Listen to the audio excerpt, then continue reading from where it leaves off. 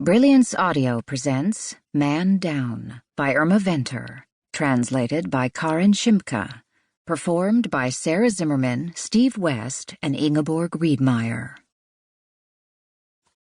Alex. The first shot kicks up dust, 10, 12 yards to my left, too far away to convince me to take cover. The second one makes me drop to my haunches on the hard, dusty ground. Somewhere, above my head, it explodes through the galvanized steel of the squatter shack and travels all the way into the hut next to it, hitting something solid with a dull thud. A child screams, but from a few shacks farther down the winding, rubbish-strewn dirt road. Movies lie. 9mm bullets rip through everything. "Move!" the policeman shouts. Constable Indebele, if I remember correctly. First name Dumisani, or just Dumi, he told me this morning, when Captain Berger introduced us. From the shack next to the one where I'm hiding, the policeman urges me with 2 fingers to move on to the next row of houses, away from the firefight. I do as he says. Earlier, over rusks and a flask of coffee in the back seat of the freezing police car, he told me he came from a small place near Ulundi, in the province of KwaZulu-Natal. His uncle is a traditional healer, a Sangoma. He could have stayed in the village if he'd wanted to, he joked, but the boredom would probably have killed him. I wonder whether some part of him doesn't wish he were back there today. "Come on!" he calls, indicating that we need to move even deeper into the sprawling shantytown. Sarah. Mumbai feels like more of the same, just as chaotic, noisy, dirty, and steaming hot as Nigeria was. And I could see the litter on the roads as the plane descended. Not a little, tons of it. But the people look different, and the man stamping my new, almost empty passport is a little friendlier than the burly official in Nigeria. I'd been in Lagos 9 hours when I discovered that she'd been gone for weeks. Weeks!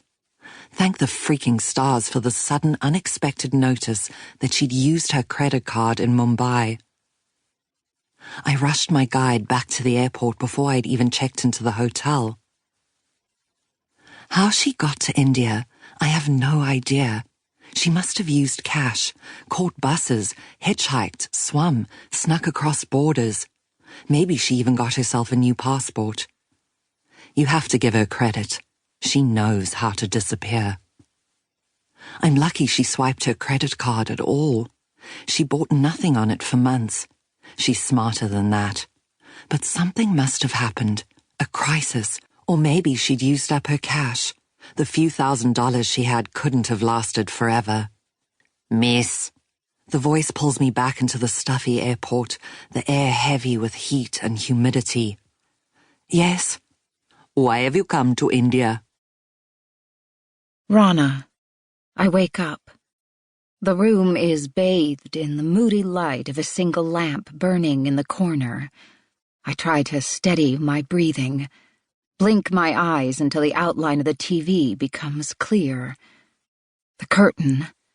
I wait for the soft drone of the AC to register. The white sheets rustle as I move my feet. The dream was so clear it feels like it happened yesterday. When will I ever forget?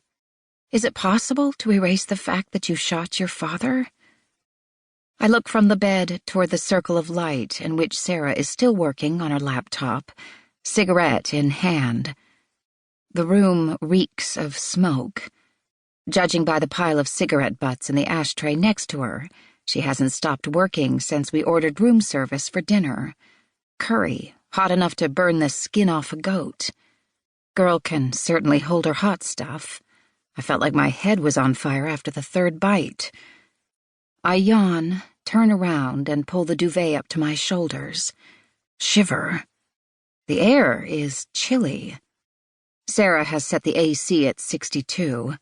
It's ridiculous to feel this cold in Mumbai. I've learned a few things about Sarah. She doesn't like heat or crowds. Actually, she dislikes people in general. And I was right about small spaces. She climbs the stairs to her hotel room instead of taking the elevator. Perhaps her issue with confined spaces is related to her time in prison. I'm not sure why she dislikes people. I suspect it's just a personality thing.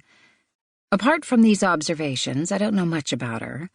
I'm aware of her history with Alex, and that she served time for theft and fraud, but that's about it.